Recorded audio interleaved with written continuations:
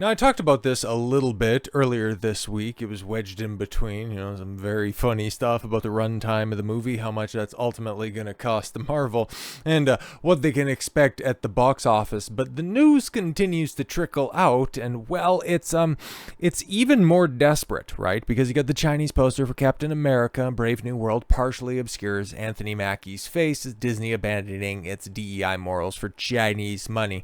Yeah, the 25% return they get at the box office is really going to be worth it for a franchise and for a genre of movies that the Chinese have never really cared about. But this is something that Disney has been doing for a very long time. Like, you take a look at the Chinese poster for Star Wars 7 The Force Awakens. Okay, the fact that they put Finn right at the back of the bus, or they put a mask on T'Challa for Black Panther, none of those ended up turning a profit for Disney, and in fact were just laughable attempts to placate an audience abroad. And this is the most recent example, right? Because this poster, it's kind of ass, right? Like, we looked at it, I can't remember when the video came out, but I don't know, man. It doesn't really do anything for me, but then again, this movie doesn't really do anything for me. But in something of a trend of Disney with the posters in China where black characters are typically obscured or repositioned in a way that makes them less prominent. But how are you going to do that when Captain America is, well, being adopted as a black guy? It's very, very strange.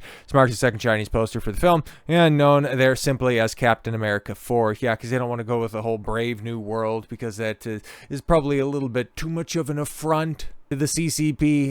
It just sounds a little bit too much like, Brave Leap Forward, New World Order. That's just a little bit too much. First of all, you guys got a black main character, and then you want us to have Brave New World on there? No, we're calling it Cap 4, and be thankful that we're at least putting it in a couple of theaters. But yeah, it's brought up here that The Force Awakens, they put John Boyega's character Finn into the background, despite Finn being a lead character in the film. No, he was the lead character in regards to running around yelling, "Rey! Rey!" But at least he had some promise in Force Awakens, and he wasn't completely cucked like he was in The Last Jedi.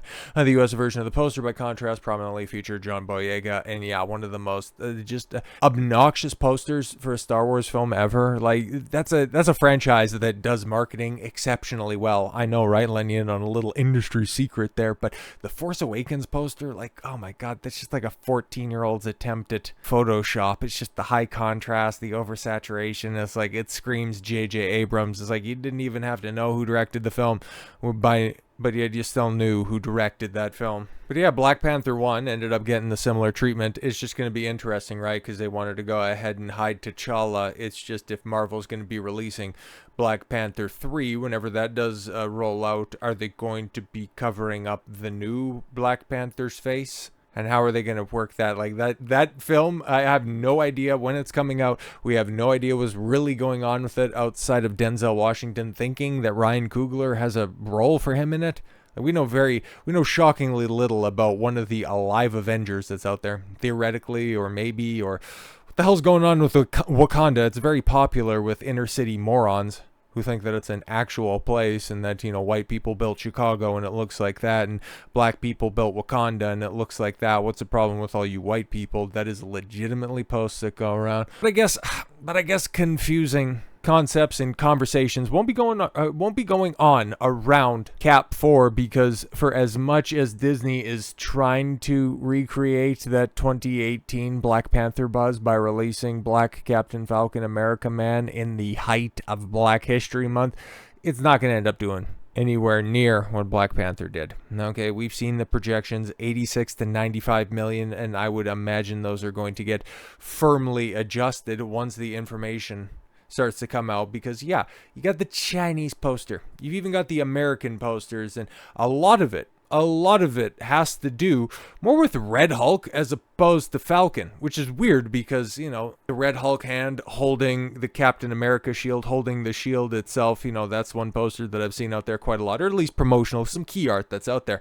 But then we're also hearing that Red Hulk has a surprisingly small amount of screen time, so this is just a very obvious bait and switch, because we know that Giancarlo Esposito, Gus from Breaking Bad, was brought in at the 11th hour in order to have a more prominent villain, and people were wondering, it's like, well, You have Red Hulk and you have Harrison Ford there. Why do you got to bring in another villain? Why is this movie getting reshot again and again? But no, okay, this would make more sense if it's only going to be a tiny amount of Red Hulk towards the end of the film, but yet using him as a prominent marketing material. Oh, people are going to be pissed off. And if you think, like, there will be some people that turn out, okay, like your opening weekend, especially President's Day, long weekend, you're in the throes of February, people are just going to want to get outside and trying to get through this ridiculous winter as quickly as possible, just trying to turn off your brain and watch the pretty pictures on the screen. They might be enticed to go do that. And especially they see, it's like, oh, Harrison Ford and there's a Hulk and Captain America. I remember that name. Oh, Captain America movie. But once the information starts to come out, the drop off of this, it's going to be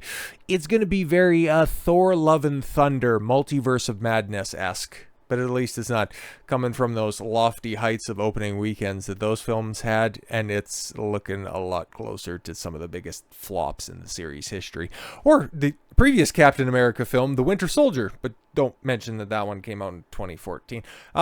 Brave New World will pit Sam Wilson against President Thunderbolt Ross when the Commander-in-Chief transforms into the out-of-control, rage-fueled Hulk. TV trailers and TV spots for the movie have only shown the villains sparingly, and it's been obvious for a while that Red Hulk scenes will be confined to the final act of the battle with the new Captain America. However, there may be even less to that confrontation than expected. Was that some of it that ended up getting trimmed out? Because there was rumors that this film was going to be 2 hours 45 minutes. And then it ended up getting trimmed to 2 hours 15. And now we got the final runtime of 1 hour 58 minutes. Interesting. Very interesting. But earlier today, Marvel Studios released a new featurette with a single frame of a new Red Hulk footage that prompted trusted insider, this scooper, to share a gif of the caption how Marvel feels after showing 1 second of Red Hulk every 2 or 3 weeks because he's barely in the film. New scooper, Beyond Reporter, then chirped in to claim that Red Hulk only has about 4 minutes of screen time. If accurate, that's shocking, and it doesn't. But that does line up with test screening plot leak from last year that said the fight was teased for the entire movie, only to last about 5 minutes. Ugh.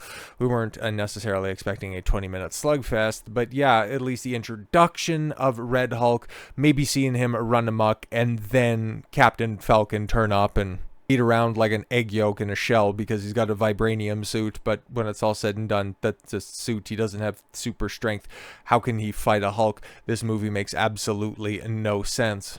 But now that we're starting to get some ticket data, okay, we're getting some hard data to back up some of those projections, and this film's gonna bomb. Okay, and the next one that's coming out after that, because for all of the TV projects that are slated coming out of Marvel, because in between the release of this and Thunderbolts, you're supposed to have, oh my god, the return to greatness. You're going to have Daredevil Born Again, that, it's a little slow because it's some of the carryover from what they shot beforehand, but, it really picks up towards the end. I'll believe it when I see it, okay? The Eternals and the Marvels is what Brave New World is working with. And going back to to Daredevil, it's really gritty and it's realistic and it really looks like, it's a much more grounded affair. Remember Echo had a trailer just like that? Do you even remember Echo came out? Like, that's a year old at this point. Nobody even references that shit anymore. I wonder if Daredevil is even going to reference it. But also, Ant-Man and the Wasp Quantumania had a serious trailer. Same with the fucking Marvels, okay? Where they were trying to trick you into thinking that Dar-Ben was somehow going to be finishing the work of Thanos. It was dumb. It is stupid. And anybody who's falling for this nonsense that Marvel is, it's really turning it around, guys. You get what you fucking deserve. Captain America Brave New World ticket pre-sale numbers show it could be an Eternals or even Marvel's level box office flop. I would imagine it's likely to fall somewhere in the middle, because you take any of those films right now, except for the Marvels, like the Marvels is always going to be the worst of the bunch, but if you flip reverse Captain America and the Eternals, like, the Eternals was, Marvel's first out-and-out bomb. That was something that came and went, and the critics that were like, oh my god, guys, it's going to save lives. And then when it flopped, they're like, Wakanda Forever's coming out at the end of the year.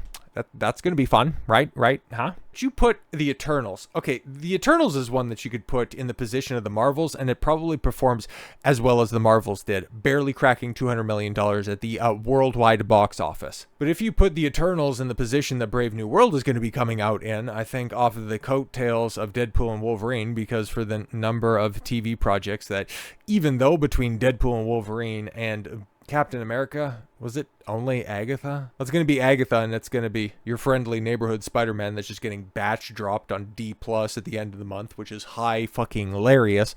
Dropped on a Friday so people can, I don't know, forget about it over the weekend and nobody talks about it in the preceding week, which is going to be great. But all of those TV shows, it doesn't translate to the box office at all. And because Deadpool and Wolverine was so goddamn disconnected from everything else that Marvel is doing, and realistically doesn't line up with what Marvel and the MCU is doing right now, that it's out there on its own little island right now. Okay, there's also other rumors that are out there that Hugh Jackman, because everybody else is failing, okay, what we're going to be talking about here with pre-sale numbers looking like the biggest flops in the MCU, just bringing back the one thing that works, and meaning that this multiverse shit, as played out as it is right now, and oh guys, see, Deadpool and Wolverine was funny because it poked holes at the multiverse stuff, it's going to be sticking around for a while. And so is Hugh Jackman. Another 10 years. Bro, if you guys can't get out of 2025, okay, because Captain Black Falcon America, man, that's going to flop,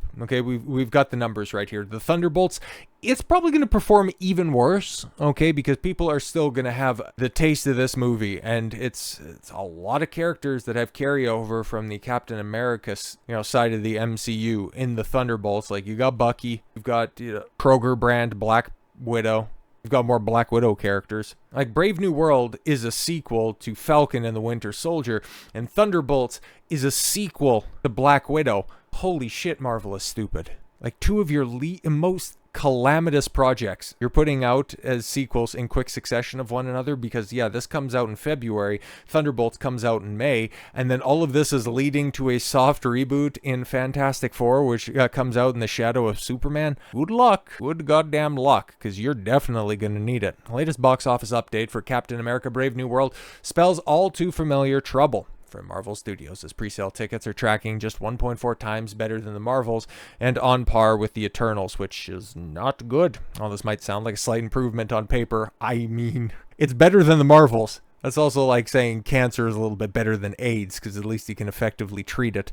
It's a significant red flag for the Marvel Cinematic Universe. Released in 2021, The Eternals marked Marvel's first major financial failure, grossing just $164.9 million domestically and a $237.2 million international total for a worldwide of $402 million.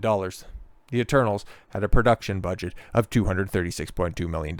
And then running the financials of the Marvels, I mean, come on, man. I guess we don't want to get too nasty on that one, but what was it, $204 million worldwide? Barely cracking $100 million domestically with a production budget somewhere north of $300 million?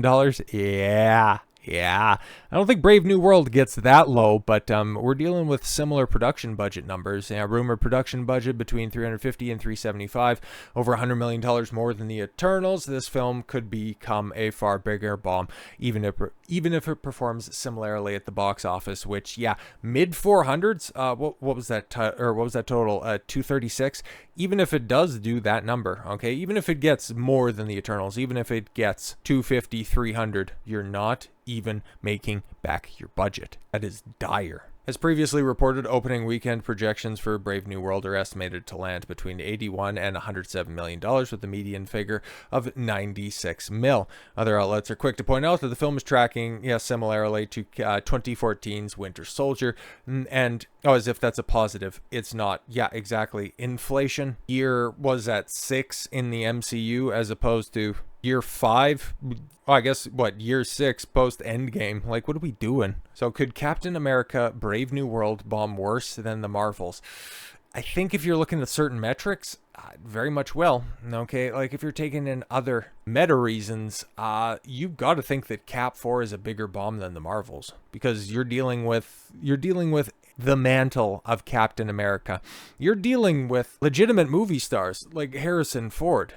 What do the Marvels have? the most unlikable Avenger in history, Captain Marvel, surrounded by a bunch of girl bosses. Like, that film was always going to fail. Didn't realize how spectacular the failure was going to be. Yeah, when it's all said and done and when the totals get tallied, I would imagine that the Marvels is going to be a bigger bomb, but when it comes to reputation, when it comes to perception, the failure of Captain America Brave New World is going to be a much bigger disaster than the Marvels is. It's going to have a much more long-lasting knock-on effect. I don't have faith. The year of 2025 is going to be the year of the Marvel flop. It begins in a few weeks, and I am ready to see all of it go down in flames. So with all that said, thank you all very much for the gift of your time. I've been Don Consuelo. I want you to follow your gut and get after it. Take care, everyone.